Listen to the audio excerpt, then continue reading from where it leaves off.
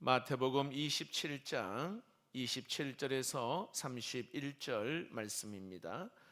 이에 총독의 군병들이 예수를 데리고 관정 안으로 들어가서 온 군대를 그에게로 모으고 그의 옷을 벗기고 홍포를 입히며 가시관을 엮어 그 머리에 씌우고 갈대를 그 머리 오른손에 들리고 그 앞에서 무릎을 꿇고 희롱하여 이르되 유대인의 왕이여 평안할지어다 하며 그에게 침뱉고 갈대를 빼앗아 그의 머리를 치더라.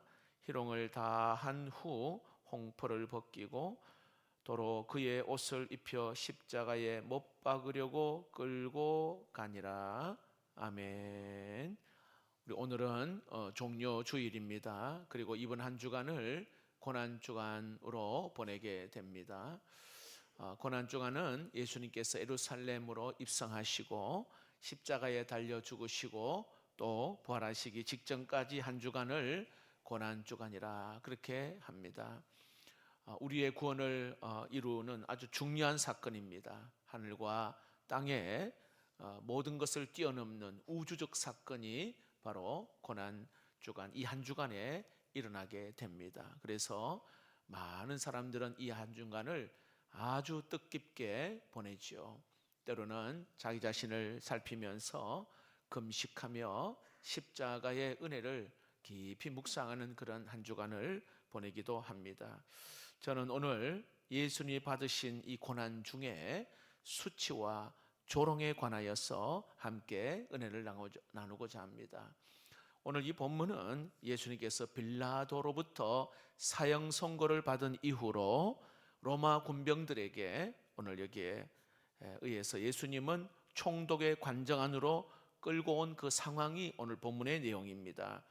27절 말씀을 한번 볼까요? 온 군대를 그에게 모으고 이렇게 말씀합니다.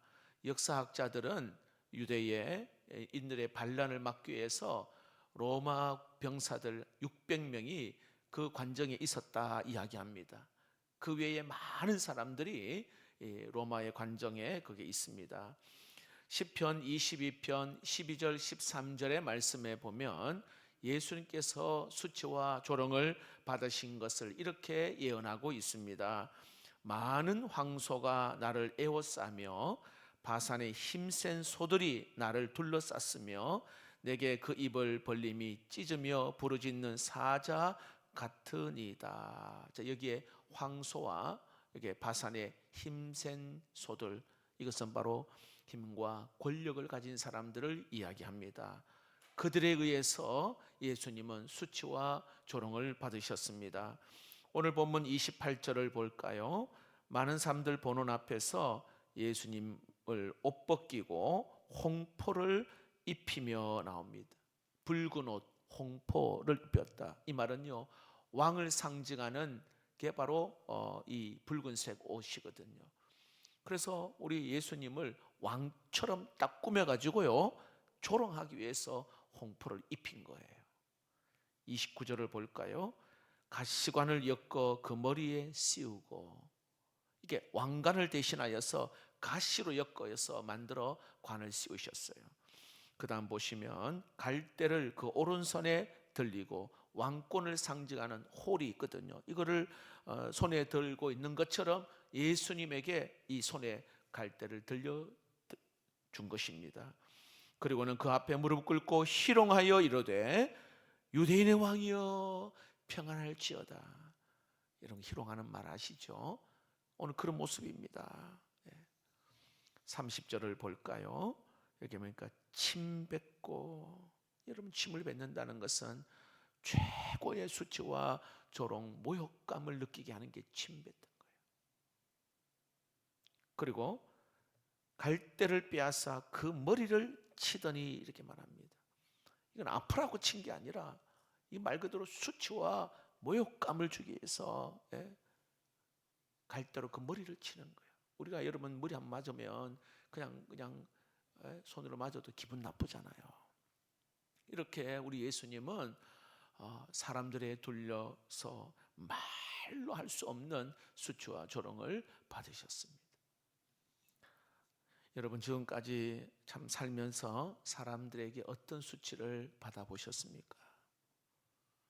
직장에서 상관이 있는 그 면전 앞에서 수치를 당한 것도 힘든데 많은 사람들에게 앞에서 수치를 당할 때는 진짜 괴로운 거 아니겠습니까?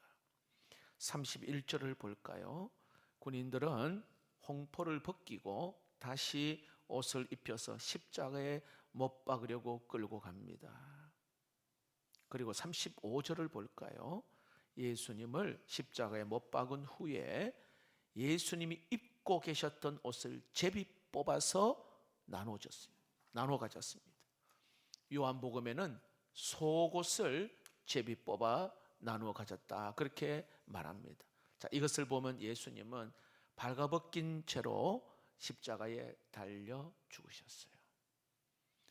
여러분, 왜 예수님이 인간의 몸을 입고 이 땅에 오셔서 많은 사람들에게 온갖 수치와 조롱을 받으셔야 했을까요? 오늘 우리는 이 세 가지로 함께 깊이 우리가 예수를 믿는 오늘 우리에게 이것이 왜 그 수치와 조롱을 받으셔야 하는가, 이걸 깊이 생각하고 이 한 주간 고난주간에 하나님을 또 묵상하는 시간 되기를 원합니다. 첫 번째는요, 우리의 죄값을 치르기 위해서입니다. 읽어봅시다. 시작. 우리의 죄값을 치르기 위해서입니다. 여러분, 하나님의 형상대로 지음받은 우리는 원래 부끄러움이 없었습니다. 아시죠? 에덴 동산에서 아담과 하와가 벌거벗어도 부끄럽지 않았습니다. 전혀 부끄럽지 아니 부끄러움 자체를 몰랐어요. 있는 모습 그대로 참 아름다웠습니다. 그런데 언제 인간이 수치와 부끄러움을 느낄 수 있었나요? 하나님이 금하신 선악과를 따먹는 이후부터, 죄 짓고 난 이후부터 자신들이 발가벗었다는 것을 부끄러워했습니다. 죄가 딱 들어옴으로 말미암아 부끄러움과 수치를 느끼게 된 것입니다. 여러분, 왜 예수님이 인간의 몸을 입고 이 땅에 오셨을까요? 이유는 간단합니다. 죄 가운데 있는 오늘 우리를 구원하시기 위하여 그 죄값을 지불하셨습니다. 여러분, 그 죄값이 뭐예요? 죽음이잖아요. 죄의 삭은 사망이라 그렇게 말씀합니다. 자, 그런데 좀 넓은 의미로 오늘 우리가 생각하는 게 뭐냐면, 우리의 죄값을 치르기 위해서 우리 주님이 죽으셨을 뿐만 아니라 수치를 받으셨어요. 그리고 형벌을 받으셨어요. 수치와 형벌과 죽음을 당하셨어요. 그래서 우리 예수님은 오늘 여기에 말로 표현할 수 없는 오늘 수치와 조롱을 받으신 것입니다. 그 포악한 인간들에 의해서 둘러싸여 발가벗김을 당하시고, 그리고 조롱과 멸시를 받으신 것입니다. 그리고 십자가에서 이렇게 말씀하셨습니다. 다 이루었다. 헬라어 말로 테텔레스타이라고 말합니다. 내가 값을 지불했다, 다 청산했다. 예수님이 그렇게 말씀하십니다.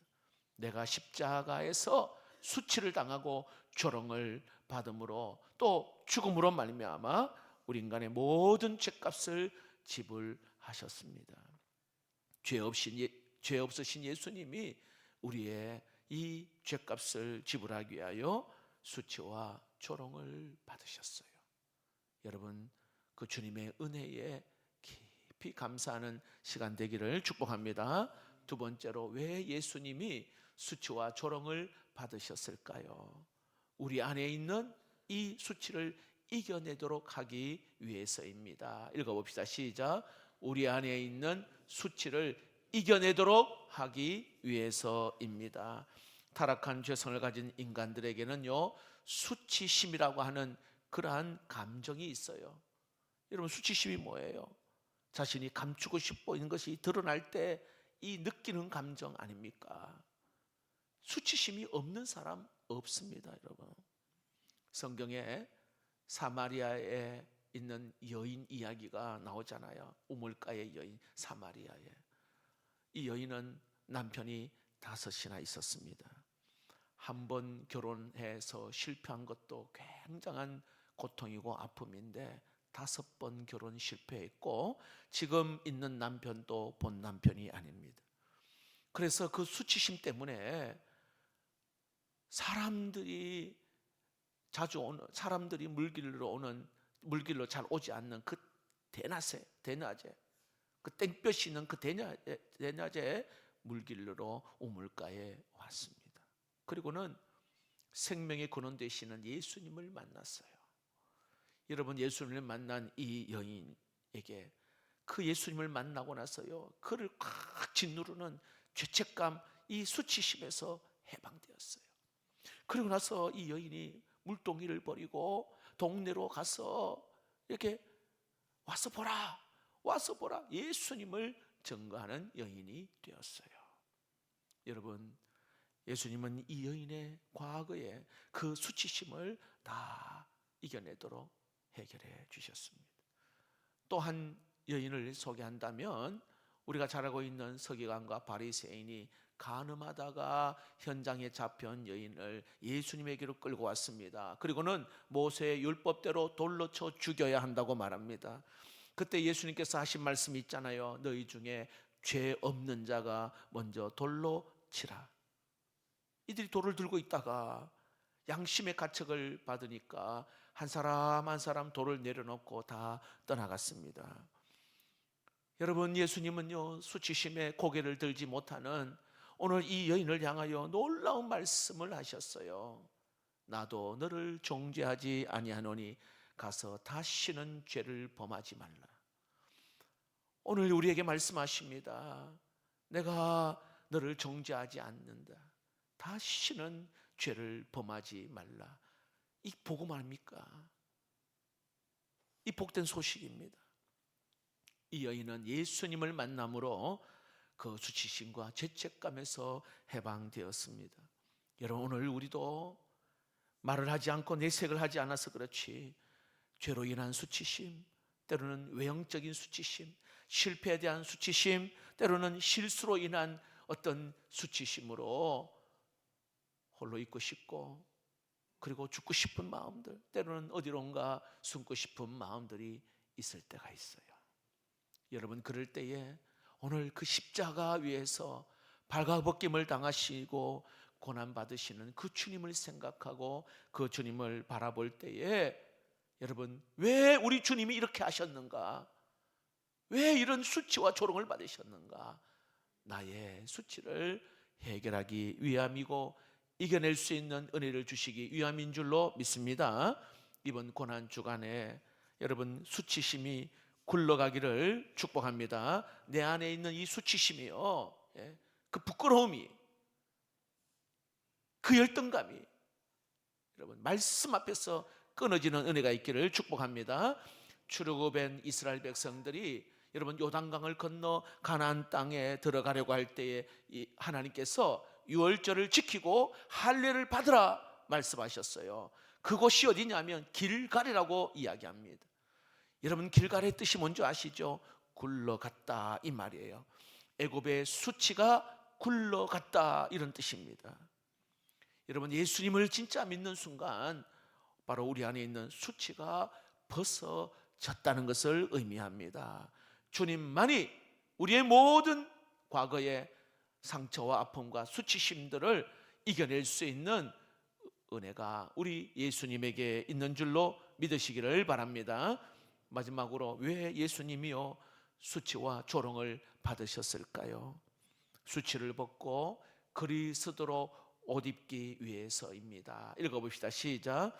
수치를 벗고 그리스도로 옷 입기 위해서입니다. 우리가 여러분, 은혜의 보좌 앞에 나아가려고 할 때에 가장 큰 장애물이 뭔지 아세요? 사탄의 참소입니다. 내가 기도하려고 하고 내가 손들고 찬양하려고 하면 사탄이 계속 속삭입니다. 우리의 죄를 자꾸 들추어내어서 우리를 참소하잖아요. 네가 예배드려? 너가 기도해? 제가 아는 분은 나중에 믿음을 갖고 이런 고백을 했어요. 아내가 자꾸 교회에 나오라고, 교회 같이 가자고 하는데 이 사람이 과거에 지은 이 죄 때문에 부끄러워서 교회 나오기 힘들어했다 했습니다. 그러니까 참수하는 거죠. 사탄은 온갖 수치심을 갖게 해서 은혜 보좌 앞에 나오지 못하게 한단 말이에요. 그런데 여러분, 예수님은 그 발가벗기심으로 이 수치를 당하신, 그게 뭐예요? 수치를 당하신 이유가 우리에게 다시 그리스도의 옷을 입혀주시기 위해서이라 말씀합니다. 예수 그리스도의 옷을 덧입는 자, 이런 자는요, 모든 과거에 더럽고 추한 것들이 다 덮어지고 깨끗하게 사해지는 줄로 믿습니다. 창세기 3장에 아주 흥미로운 사건이 있는 거 아시죠? 여러분, 사단의 유혹에 넘어간 아담과 하와를 위하여 하나님이 옷 하나를 지어 입히셨어요. 창세기 3장 21절 말씀에 여호와 하나님이 아담과 그의 아내를 위하여 무엇을요? 가죽옷을 지어 입히시니라. 근데 왜 흥미로운가 하면 하나님의 은혜를 입기 전에는 아담과 하와가 자기 스스로 수치를 가리기 위해 어떤 조치를 했는지 아세요? 3장 7절 말씀입니다. 이에 그들의 눈이 밝아져 자기들이 벗은 줄을 알고 무화과 나무 잎을 엮어 치마로 삼았더라 했습니다. 두 종류의 옷이 있잖아요. 인간이 자기 수치를 가리려고 무화과 나무로 잎은 만든 옷이 있고, 하나님이 입혀주신 가죽옷이 있습니다. 이 두 차이를 성경은 이렇게 이야기합니다. 이사야 64장 6절 말씀입니다. 우리는 다 부정한 자 같아서 우리의 의는 다 더러운 옷 같으며 우리는 다 잎사귀같이 시들므로 우리의 죄악이 바람같이 우리를 몰아가나이다. 내가 만든 무화과 나무 잎잖아요. 잠시 피할 수는 있지만, 잠시 가릴 수는 있지만 뭐라고 말해요? 더 큰 수치를 몰아가게 한다, 이렇게 말해요. 이에 반해서 갈라디아서 3장 13절에는 그리스도께서 우리를 위하여 저주를 받은 바 되사 율법의 저주에서 우리를 속량하셨으니 기록된 바 나무에 달린 자마다 저주 아래 있는 자라 하였음이라. 그리고 27절 그 다음 절 보시면 이런 말씀이 있습니다. 읽어봅시다. 누구든지 그리스도와 합하기 위하여 세례를 받은 자는 그리스도로 옷 입었느니라. 할렐루야. 여러분, 우리의 지혜로 또 우리의 어떤 수치를 피하려고 만든 그 옷은 더 큰 수치를 만들어냅니다. 그러나 주님이 만들어주신 그리스도의 옷, 가죽옷, 이거 덧입는 사람, 새 은혜가 있는 줄로 믿습니다. 최근에 540장 찬송가를 만든 페니 크루스비의 이야기를 보면서 다시 한번 참 은혜가 되었어요. 주의 음성을 내가 들으니, 이 찬양하시죠. 이 페니 크루스비가 만든 찬양인데, 이 크루스비는 불행하게 태어났어요. 아니, 태어나서 한 6주 되었는데 독감에 걸렸습니다. 독감에 걸리니까 막 열이 풀풀 끓잖아요. 근데 그 독감이 이제 눈으로 와가 눈이 완전히 말 그대로 시뻘겋게 충혈이 됐는데 병원에서 오진을 했어요. 독감으로 와서 그렇게 열이 오르는데 눈병으로 오진을 한 거예요. 그리고 잘못 처방을 하여서 이 페니크리스 6주 만에 시력을 잃어버려요. 6주 만에. 설상가상으로 1년 후에는 아버지가 세상을 떠납니다. 그러니까 이 엄마가 도저히 아이들하고 살 수가 없어서 이 크로스비를 할머니에게 맡기고, 감사한 것은 이 할머니가 신앙이 참 좋은 할머니였어요. 그래서 믿음으로 크로스비를 키웁니다. 이렇게 그 배경으로 해서 크로스비가 믿음을 갖게 되면서 그가 54살 되는 어느 해에 신시내티에 있는 어느 교회에 초청을 받아서 그곳에 가서 이 찬송을 작곡한 윌리엄 돔이라고 하는 사람 집에 묵게 됩니다. 신실한 크리스찬이니까요, 서로 막 받은 은혜를 같이 나누었습니다. 그리고 이제 크루스비가 잠자기 전에 성경을 읽었습니다. 히브리서 10장 22절 말씀입니다. 참 마음과 하반절, 참 마음과 온전한 믿음으로 여기에 나아가자. 하나님께 나아가자. 참 마음과 온전한 믿음으로 하나님께 나아가자. 이 말씀을 읽다가 이 크로스비가 하나님의 뜨거운 성령의 은혜를 받았어요.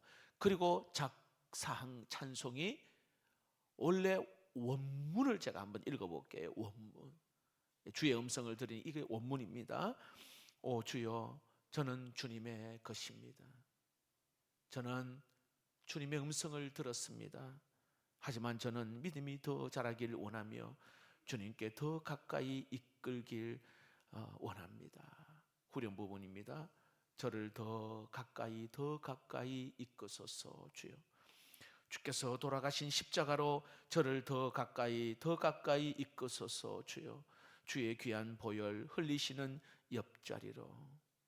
자, 우리 번역에는 후렴 부분에 뭐냐면 내가 매일 십자가 앞에 더 가까이 가오니, 이게 원래 우리가 불렀던 이 찬송 후렴 부분입니다. 근데 이 우리가 부른 찬송의 그 후렴 부분의 주체가 뭐냐, 내가 지금 의지적으로 십자가 앞에 나아간다, 이런 뉘앙스가 있잖아요. 그런데 원래 원문에, 크로스베이어의 원래 원문에는 내 의지로 주님께 가는 것이 아니라는 겁니다. 이 크로스베이가 정말로 사모하는 게 뭐냐면, 주님, 나를 십자가 앞으로 가까이 나를 이끌어 주시기를 원합니다, 이거예요. 태어난 지 6주 만에 실명하고 1년 만에 아버지 소천하고 할머니 손에서 키워지면서 누군가가 나를 이끌지 않냐면 나는 한 발자국도 나는 움직일 수 없습니다. 이러한 고백이에요. 하나님, 나는 주님 앞으로 갈 능력이 없습니다. 초라하고 연약하고 그런 자입니다. 내 의지로 하나님 앞에 나갈 수 있는 힘을 잃어버렸습니다, 이거예요. 그러니까 나를 오늘에게 십자가 앞으로 가까이 나를 이끌어 주십시오. 여러분, 내 윤리와 내 도덕성과 내가 가진 어떤 의지를 가지고 만든 이 무화과나 잎, 이거는 잠시 이 수치를 가릴 수는 있어요. 피할 수는 있을지는 모르지만 이거는 더 큰 수치를 만들어냅니다. 여러분, 우리가 평생 그런 경험을 하잖아요. 하지만 하나님, 내가 엮어 만든 이 무화과나무 잎이 아니라 나는 힘이 없습니다. 나는 능력이 없습니다. 십자가 앞으로 나를 이끌어 주십시오. 주님의 옷으로 나를 하나님 입혀 주시옵소서. 이 고백이 오늘 이 시간, 지금까지 내가 가지고 있던 경험했던 수치심, 부끄러움, 남에게 말 못할 그런 수치심, 상한 자존심, 여러분 오늘 예배 가운데 깨끗하게 치유되는 은혜가 있기를 축복합니다. 한 주간 동안 십자가 앞에 나아가 용서함 받고 주의 사랑을 경험할 수 있는 은혜의 시간 되기를 축복합니다.